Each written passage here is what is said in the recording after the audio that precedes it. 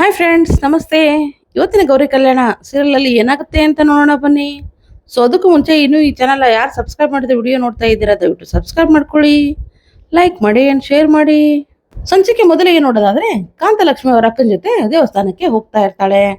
ಆದ್ರೆ ಅಕ್ಕನಿಗೆ ಯಾಕೋ ಕಾಂತನ ಮೇಲೆ ಡೌಟ್ ಬರ್ತಾ ಇದೆ. ಲೇ ಕಾಂತ, ಮತ್ತೇನಾದ್ರೂ ಪ್ಲಾನ್ ಮಾಡಿದೀಯೇನೆ? ಯಾಕೋ ನನಗೆ ಭಯ ಆಗ್ತದೆ ಕಣೆ. ನಿನ್ ಜೊತೆ ಹೋದ್ರೆ ಪಕ್ಕ ಧರ್ಮದೇಟು ಕಣೆ. ಅದಕ್ಕೆ ಏನಾದ್ರೂ ಪ್ಲಾನ್ ಮಾಡಿದ್ರೆ ಮುಂಚೆನೆ ಹೇಳ್ಬಿಡೆ ಅಂತ ಹೇಳ್ತಾಳೆ. ಅದಕ್ಕೆ ಕಾಂತ, ಯಾಕಕ್ಕ, ಯಾಕೆ ನನ್ನ ಮೇಲೆ ಅನುಮಾನ ಪಡ್ತೀಯ ನೀನು? ಹಾಗೇನಿಲ್ಲಕ್ಕ, ಸ್ವಲ್ಪ ನೆಮ್ಮದಿ ಬೇಕು ಅಂತ ಹೋಗ್ತಾ ಇದ್ದೀನಿ ಅಷ್ಟೇ, ಬೇರೆ ಏನು ಪ್ಲಾನ್ ಇಲ್ಲಕ್ಕ ಅಂತ ಹೇಳ್ತಾಳೆ. ನೀನ್ ಏನ್ ಹೇಳಿದ್ರು ನನ್ಗೆ ನಿನ್ ಹಿಸ್ಟ್ರಿ ಎಲ್ಲ ನೆನ್ಪು ಮಾಡ್ಕೊಂಡ್ರೆ ಭಯ ಆಗತ್ತೆ ಕಣೆ. ಆ ದೇವಸ್ಥಾನದಲ್ಲಿ ಏನ್ ಕಾದಿದ್ಯೋ ಏನೋ ಅಂತ ಮಾತಾಡ್ಕೊತಾ ಇರ್ತಾರೆ. ಈ ಕಡೆ ಮೋನಿಕಾ ಅಮ್ಮನ್ಗೆ ಫೋನ್ ಮಾಡ್ತಾಳೆ. ಆ ಕಡೆಯಿಂದ ಕಾಂತ ಹಲೋ ಅಂತ ಹೇಳಿದಾಗ, ಈ ಕಡೆಯಿಂದ ಮೋನಿಕಾ ವಾಯ್ಸ್ ನ ಚೇಂಜ್ ಮಾಡಿ ಹಲೋ ಅಂತ ಹೇಳ್ತಾಳೆ. ಬೇರೆಯವ್ರ ವಾಯ್ಸ್ ಕೇಳಿ ಕಾಂತ, ಯಾರು ನೀನು? ಯಾಕೆ ಪದೇ ಪದೇ ಫೋನ್ ಮಾಡಿ ನಾನು ತಲೆ ತಿಂತೀಯಾ? ನನಗೆ ಯಾವ ಲೋನು ಬೇಕಾಗಿಲ್ಲ, ಇಡೇ ಫೋನು ಅಂತ ಜೋರಾಗಿ ಬೈತಾಳೆ.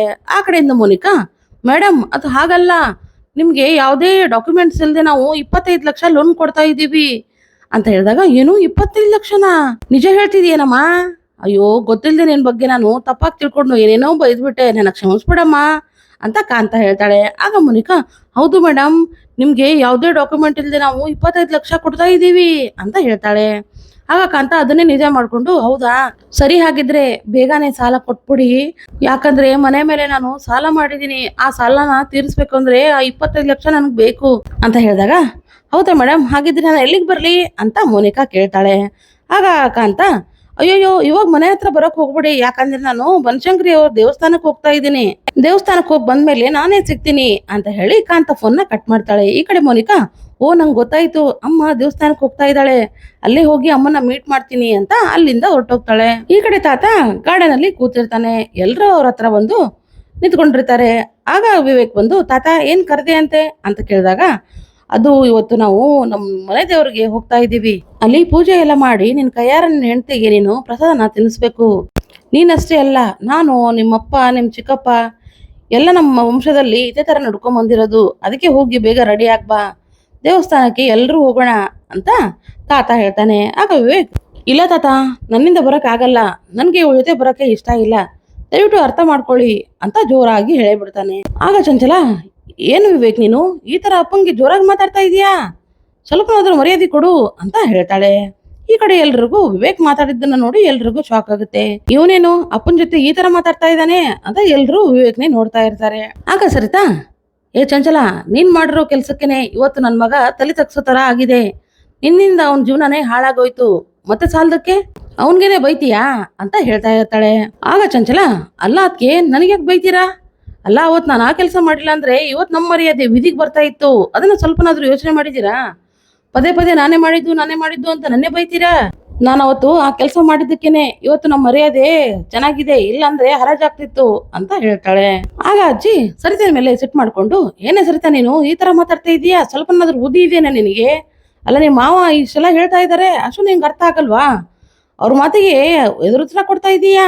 ಸಾಲದಕ್ಕೆ ನಿನ್ ಮಗ ಬೇರೆ ಅದೇ ತರ ಮಾತಾಡ್ತಾ ಇದ್ದಾನೆ, ಯಾಕೆ? ಅವ್ರ ತಾತನ್ಗೆ ಮರ್ಯಾದೆ ಇಲ್ವಾ? ಈ ಮನೆಯಲ್ಲಿ ದೊಡ್ಡ ಮನುಷ್ಯ ಅಂತ ಅವ್ರಿಗೇನು ಮರ್ಯಾದೆ ಇಲ್ವಾ ಅಂತ ಹೇಳ್ತಾ ಇರ್ತಾಳೆ. ಆಗ ಸರಿತಾ, ಅತ್ತೆ ದಯವಿಟ್ಟು ನನಗೆ ಕ್ಷಮಿಸ್ಬಿಡಿ, ನನ್ನ ಮಗನ ಒದ್ದಾಟನ ನನ್ನಿಂದ ನೋಡಕ್ ಆಗ್ತಾ ಇಲ್ಲ, ಅದಕ್ಕೆ ಈ ತರ ಮಾಡ್ಕೊಂಡ್ಬಿಟ್ಟೆ, ದಯವಿಟ್ಟು ನನಗೆ ಕ್ಷಮಿಸ್ಬಿಡಿ ಅತ್ತೆ ಅಂತ ಹೇಳ್ತಾಳೆ. ಅದಕ್ಕೆ ವಿವೇಕ್, ಅಜ್ಜಿ ದಯವಿಟ್ಟು ನಮ್ಮನ್ನ ಕ್ಷಮಿಸ್ಬಿಡಿ ಅಂತ ಹೇಳ್ತಾನೆ. ಏನಪ್ಪ ಈ ತರ ಕ್ಷಮಿಸ್ಬಿಡಿ ಅಂತ ಹೇಳಿದ್ರೆ ಎಲ್ಲ ಸರಿ ಹೋಗುತ್ತಾ? ಅಲ್ಲ, ನಿಮ್ಮ ತಾತನ್ಗೆ ಅಷ್ಟೊಂದು ಜೋರಾಗಿ ಮಾತಾಡ್ತೀಯ ನೀನು ಅಂತ ಹೇಳಿದಾಗ, ತಾತ ದಯವಿಟ್ಟು ನನ್ನ ಕ್ಷಮಿಸ್ಬಿಡಿ ಅಂತ ವಿವೇಕ್ ಹೇಳ್ತಾನೆ. ಆಗ ತಾತ, ನಿನ್ನ ನಾನು ಕಂಪ್ನಿಗೆ ವಾರಸ್ದಾರನಾಗಿ ಮಾಡಿದ್ದೀನಿ ಅಷ್ಟೇ, ಮನೆಗಲ್ಲ. ನಾನು ಹೇಳಿದ್ದೆ ಕೊನೆ ಮಾತು, ಈ ಮನೇಲಿ ನನ್ನ ಮಾತನ್ನ ಯಾರು ಮೀರಕ್ ಆಗಲ್ಲ, ನಾನು ಹೇಳ್ತಾ ಇದ್ದೀನಲ್ವಾ ರೆಡಿ ಆಗು ಅಂತ. ಗೌರಿ, ನೀನೇನ್ ಹೇಳ್ತೀಯಮ್ಮ ಈ ಮಾತಿಗೆ ಅಂತ ಹೇಳಿದಾಗ, ದೊಡ್ಡವ್ರ ಮಾತನ್ನ ನಾನು ಮೀರಕ್ ಆಗಲ್ಲ, ಸರಿ ತಾತ ನೀವ್ ಹೇಳ್ದಾಗೆ ಆಗ್ಲಿ, ನಾನ್ ರೆಡಿ ಆಗಿ ಬರ್ತೀನಿ ಅಂತ ಗೌರಿ ಹೇಳ್ತಾಳೆ. ಇದನ್ನ ಕೇಳಿ ವಿವೇಕ್ಗೆ ತುಂಬಾನೇ ಸಿಟ್ಟು ಬರುತ್ತೆ. ಇವಳು ನನ್ನ ಜೊತೆ ಬರೋಕೆ ಎಲ್ಲ ರೆಡಿ ಆಗಿಬಿಟ್ಟಿರ್ತಾಳೆ ಇವಳು ಅಂತ ಮನಸ್ಸಲ್ಲೇ ಕೊಡುತ್ತಾ ಇರ್ತಾನೆ. ಆಗ ತಾತ, ಬೇಗ ಬೇಗ ರೆಡಿಯಾಗಿ ಬನ್ನಿ ಅಂತ ಹೇಳಿ ಅಲ್ಲಿಂದ ಹೊರಟೋಗ್ತಾನೆ. ಈ ಕಡೆ ಸರ್ತಾ ಚಂಚಲ ಹತ್ರ ಬಂದು, ಏನೇ ಚಂಚಲ, ನನ್ನ ಎಲ್ಲರ ಮುಂದೆ ತಲೆ ತಗ್ಸೋ ತರ ಮಾಡ್ಬಿಟ್ಟಿಯಲ್ಲ, ಎಲ್ಲರ ಹತ್ರ ನನ್ನ ಬಯಸ್ಬಿಟ್ಟಿಯಲ್ಲ, ನಿನ್ನ ಮಾತ್ರ ನಾನು ಸುಮ್ಮನೆ ಬಿಡಲ್ಲ, ಒಂದಿನ ನೋಡ್ತಾ ಇರು, ನಿನ್ನ ಮಗನಿಂದನೇ ನಿನಗೆ ಅವಮಾನ ಆಗುತ್ತೆ, ಅವಾಗ ನಿನಗೆ ಅರ್ಥ ಆಗುತ್ತೆ ಅಂತ ಹೇಳಿ ಅಲ್ಲಿಂದ ಹೊರಟೋಗ್ತಾಳೆ. ಈ ಕಡೆ ಗೌರಿ ಒಳಗೆ ಹೋಗ್ತಾ ಇರುವಾಗ ವಿವೇಕ್ ಅವಳ ಹತ್ರ ಬಂದು, ಏ ಪುಣ್ಯವತಿ, ನಿನ್ನ ಹತ್ರ ನಾನು ಸ್ವಲ್ಪ ಮಾತಾಡ್ಬೇಕು, ಆ ಕಡೆ ಬರ್ತೀಯಾ ಅಂತ ಕೇಳ್ತಾನೆ.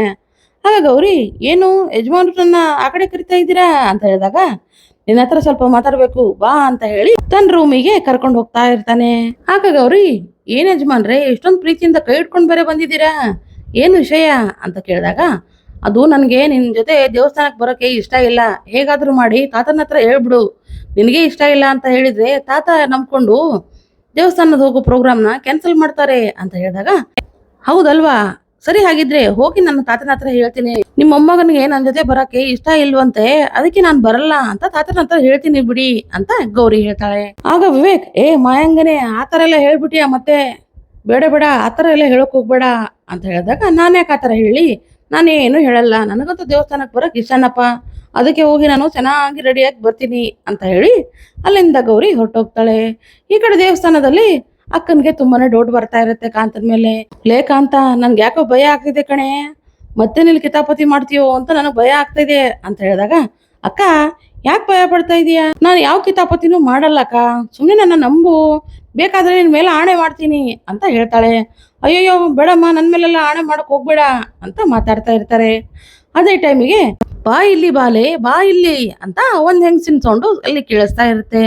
ಅದನ್ನ ಕೇಳಿ, ಅಕ್ಕ ನೋಡಿದ್ಯಾ, ದೇವ್ರೇ ನನ್ನ ಕರಿತಾ ಇದ್ದಾನೆ ಅಂತ ಹೇಳಿದಾಗ, ಅಯ್ಯೋ ಯಾವ ದೇವ್ರು ಇಲ್ಲ ಕಣೆ, ಅಲ್ಲೊಬ್ಳು ಹೆಂಗ್ಸ್ ಕೂತಿದ್ದಾಳೆ, ಅವಳೇ ಕರಿತಾ ಇದ್ದಾಳೆ ನಿನ್ನ ಅಂತ ಹೇಳಿದಾಗ, ಅದು ಯಾರೋ ಆಗಿರಲ್ಲ, ಮೋನಿಕಾ ಆಗಿರ್ತಾಳೆ. ಮೋನಿಕಾ ಅಮ್ಮ ನಾನು ಗುರುತಿಡಿಬಾರ್ದಂತ ಮುಖಕ್ಕೆಲ್ಲ ಅರ್ಥ ಮೆತ್ಕೊಂಡು ಕೂತಿರ್ತಾಳೆ. ಬಾಬಾಲೆ ಬಂದಿದೀಯಾ, 3 ಮಕ್ಳ ತಾಯಿ ನೀನು, ಬಾರೆ ಬಾರೆ ಅಂತ ಕರಿತಾ ಇರ್ತಾಳೆ. 3 ಮಕ್ಳ ತಾಯಿನ ಇಲ್ಯಾರು ಅಂತ ಹೇಳಿದಾಗ, ಅಯ್ಯೋ ನೀನೇ ಕಣೆ ಅಂತ ಅಕ್ಕ ಹೇಳ್ತಾಳೆ. ಅಯ್ಯಯ್ಯೋ ನನಗೆಲ್ಲ 3 ಮಕ್ಕಳು ಇಲ್ಲಮ್ಮ, ನನಗಿರೋದು ಇಬ್ರೇ, ಒಬ್ಳು ಗೌರಿ, ಇನ್ನೊಬ್ಳು ಚಿನ್ಮಯಿ ಅಷ್ಟೇ ಅಂತ ಹೇಳ್ತಾಳೆ. ಇಲ್ಲ ಇಲ್ಲ, ಸುಳ್ಳು ಯಾಕೆ ಹೇಳ್ತಾ ಇದೀಯಾ, ನಿನಗೆ 3 ಮಕ್ಕಳು, ದೊಡ್ಡ ಮಗಳು ಸಾಕ್ಷಾತ್ ಲಕ್ಷ್ಮಿ, ಅವಳು ನಿನ್ ಜೊತೆ ಇಲ್ಲ ಅಂತ ಹೇಳಿ ಮಗಳನ್ನೇ ಇಲ್ಲ ಅಂತ ಹೇಳಿದ್ರೆ ಹೇಗಮ್ಮ, ಅವಳು ತುಂಬಾನೇ ಒಳ್ಳೆಯವಳು, ನಿನ್ನ ಉದ್ಧಾರ ಮಾಡದೆ ನಿನ್ ದೊಡ್ಡ ಮಗಳು ಅಂತ ಹೇಳ್ತಾ ಇರ್ತಾಳೆ ಮೋನಿಕಾ. ಆಗ ಕಾಂತ, ಇಲ್ಲ ಇಲ್ಲ, ಅವಳು ಯಾವ ಉದ್ಧಾರನು ಮಾಡಲ್ಲ ಅಂತ ದೇವ್ರು ಬಂದಿರೋ ತರ ಆಕ್ಟ್ ಮಾಡೋಕೆ ಶುರು ಮಾಡ್ತಾಳೆ. ಏನ್ ಹೇಳ್ದೆ ನೀನು, ಅವಳು ಒಳ್ಳೆವಳ, ಅವಳು ಸಾಕ್ಷಾತ್ ಲಕ್ಷ್ಮಿನಾ, ಅದೆಲ್ಲ ಸುಳ್ಳು, ನೀನ್ ದೇವ್ರಾಗಿದ್ರು ಪರವಾಗಿಲ್ಲ, ನಿನ್ನ ಮಾತ್ರ ನಾನು ಸುಮ್ನೆ ಬಿಡಲ್ಲ, ಅವಳನ್ನ ನಾನು ಸುಮ್ನೆ ಬಿಡ್ತೀನಿ ಅಂತ ಅನ್ಕೊಂಡಿದ್ಯಾ, ಅವಳನ್ನ ಮಾತ್ರ ನಾನು ಸುಮ್ನೆ ಬಿಡಲ್ಲ, ಅವಳ ಏನ್ ಮಾಡ್ತೀನಿ ಗೊತ್ತಾ, ಮೊದ್ಲು ನಿನಗೊಂದ್ ಗತಿ ಕಾಣಿಸ್ತೀನಿ ಅಂತ ಅನ್ಕೊಂಡು ಅಲ್ಲೇ ಇರೋ ತ್ರಿಶೂಲ ತಗೊಂಡು ಮೋನಿಕನ್ಗೆ ಚುಚ್ಚೋಕೆ ಅಂತ ಹೋಗ್ತಾಳೆ. ಆದ್ರೆ ಮೋನಿಕಾ ಭಯ ಪಟ್ಕೊಂಡು ಆ ಕಡೆ ಈ ಕಡೆ ಓಡಾಡಿ ಅಲ್ಲಿಂದ ಎಸ್ಕೇಪ್ ಆಗ್ಬಿಡ್ತಾಳೆ. ಈ ಕಡೆ ಕಾಂತ ದೇವ್ರು ಬಂದಿರೋ ತರ ಕೂದ್ಲ ಬಿಟ್ಕೊಂಡು ಕೈಯಲ್ಲಿ ತ್ರಿಶೂಲ ಹಿಡ್ಕೊಂಡು ಕಾಳಿ ತರ ನಿಂತ್ಕೊಂಡಿರ್ತಾಳೆ. ಆಗ ಅಕ್ಕ ಕಾಂತನ್ ಕಪಾಳ ಕೊಡ್ದಾಗ ಕಾಂತನ್ಗೆ ಎಚ್ಚರ ಆಗುತ್ತೆ. ಅಕ್ಕ ಅಕ್ಕ ಏನೇ ಇದು, ನನ್ನ ಹತ್ರ ಈ ತ್ರಿಶೂಲ ಬೇರೆ ಬಂದಿದೆ, ಏನೇ ನಾನು ಕೂದಲೇ ಬಿಟ್ಕೊಂಡ್ಬಿಟ್ಟಿದ್ದೇನಲ್ಲೇ ಅಂತ ಹೇಳಿದಾಗ, ಹೇ ಏನೇ ನಿಂದ ಅವಾಂತರ ಇದು, ಅವಳಿಗೆ ಬೆನ್ನತ್ತಿದೆ ನೀನು ಅಂತ ಹೇಳಿದಾಗ, ಯಾರಿಗೆ ಅಂತ ಕೇಳ್ತಾಳೆ. ಅದೇ ಇಲ್ಲಿ ಮುಖಕ್ಕೆಲ್ಲ ಗಂಧ ಎತ್ಕೊಂಡ್ ಕೂತಿದ್ಲಲ್ಲ, ಅವಳಿಗೇನೆ ನೀನು ಹೊಡಿಯೋಕೆ ಅಂತ ಹೋಗ್ತಾ ಇದ್ದಿ ಕಣೆ, ಈ ವೇಷದಲ್ಲಿ ಯಾರಾದ್ರೂ ನಾನು ನೋಡಿದ್ರೆ ಮುಗೀತು ಕತೆ, ನಿನ್ನೆ ದೇವ್ರು ಅನ್ಕೊಂಡು ಕಾಯಿ ಕರ್ಪೂರ ಹಚ್ಚೇ ಬಿಡ್ತಾರೆ, ಮೊದ್ಲು ಕೂದ್ಲ ಕಟ್ಕೋ ಬಾ ಅಂತ ಕಾಂತನ ಆ ಕಡೆ ಕರ್ಕೊಂಡು ಹೋಗ್ತಾಳೆ. ಈ ಕಡೆ ದಿನ ಬಂದು ಕುಟುಂಬದವರು ದೇವಸ್ಥಾನಕ್ಕೆ ಬರ್ತಾರೆ. ವಿವೇಕ್ ಮತ್ತೆ ಗೌರಿ ಜಗಳ ಮಾಡ್ತಾನೆ ಇರ್ತಾರೆ. ಆಗ ಆಶಾ, ಹೇ ವಿವೇಕ್, ಸ್ವಲ್ಪನಾದ್ರೂ ಅರ್ಥ ಆಗತ್ತಾ ನಿಮಗೆ, ದೇವಸ್ಥಾನ ಇದು ಮನೆ ಅಲ್ಲ, ಇಲ್ಲಾದ್ರೂ ಸ್ವಲ್ಪ ಸೈಲೆಂಟ್ ಆಗಿರಿ, ನೋಡಿದವ್ರು ಏನ್ ಅನ್ಕೋತಾರೆ ಅಂತ ಆಶಾ ಹೇಳ್ತಾಳೆ. ಆಗ ತಾತ, ಈ ದೇವ್ರು ತುಂಬಾನೇ ಪವರ್ಫುಲ್, ಇಲ್ಲಿ ಬಂದು ನಮ್ ಕಷ್ಟನ ಹೇಳ್ಕೊಂಡ್ರೆ ಆ ದೇವ್ರು ನಮ್ ಕಷ್ಟನ ತೀರಿಸ್ತಾನೆ, ಸದ್ಯಕ್ಕೆ ನಮ್ಮ ಮನೆ ಪರಿಸ್ಥಿತಿ ಸರಿಯಾಗಿಲ್ಲ ಅಂದ್ಮೇಲೆ ದೇವ್ರ ಹತ್ರನೇ ಕೇಳ್ಕೊಳ್ಳೋಣ ಅಂತ ಹೇಳಿ ಅಲ್ಲಿಂದ ಪೂಜೆ ಮಾಡೋಕೆ ಹೋಗ್ತಾರೆ. ಈ ಕಡೆ ಕಾಂತಲಕ್ಷ್ಮಿ ಅಕ್ಕ ಅವ್ರ ಕುಟುಂಬನ ನೋಡಿ, ಅಯ್ಯೋಯ್ಯೋ ಇವ್ರೇನೋ ಇಲ್ಲಿ ಬಂದ್ಬಿಟ್ಟಿದ್ದಾರೆ ಅಂತ ಅನ್ಕೊಂಡು, ರೇ ಕಾಂತ ಏನೇ ಇದು, ನಿನ್ ಮಗಳು ಬರೋದು ನಿನ್ ಮೊದ್ಲೇ ಗೊತ್ತಿತ್ತೇನೆ, ಅದಕ್ಕೆ ನನ್ನ ಕರ್ಕೊಂಬಂದಿಯಾ ಅಂತ ಹೇಳ್ತಾಳೆ. ಅಯ್ಯೋ ಏನಕ್ಕ, ಏನ್ ಮಾತಾಡ್ತಾ ಇದೀಯಾ, ಯಾವ ಮಗಳು ಅಂತ ಕೇಳಿದಾಗ, ಅಲ್ಲಿ ನೋಡಿ ಗೌರಿ ಅವಳ ಗಂಡ ಬಂದಿದ್ದಾನೆ ಅಂತ ಹೇಳ್ತಾಳೆ. ಆಗ ಕಾಂತ, ಅಯ್ಯೋ ನಂಗೆ ಗೊತ್ತೇ ಇಲ್ಲ ಕಣೆ ಅಕ್ಕ ಅಂತ ಹೇಳಿದಾಗ, ಇಲ್ಲಿಗೆ ಈ ಸಂಚಿಕೆ ಎಂಡ್ ಆಗುತ್ತೆ. ಈ ಸಂಚಿಕೆ ನಿಮ್ಗೆ ಇಷ್ಟ ಆದ್ರೆ ಖಂಡಿತ ಲೈಕ್ ಮಾಡಿ, ಶೇರ್ ಮಾಡಿ ಅಂಡ್ ಸಬ್ಸ್ಕ್ರೈಬ್ ಮಾಡಿ. ಸೊ ನೆಕ್ಸ್ಟ್ ವಿಡಿಯೋದಾಗ ಸಿಗೋಣ. ಸೊ ಅಲ್ಲಿರ್ಗೂ tata, bye bye and take care.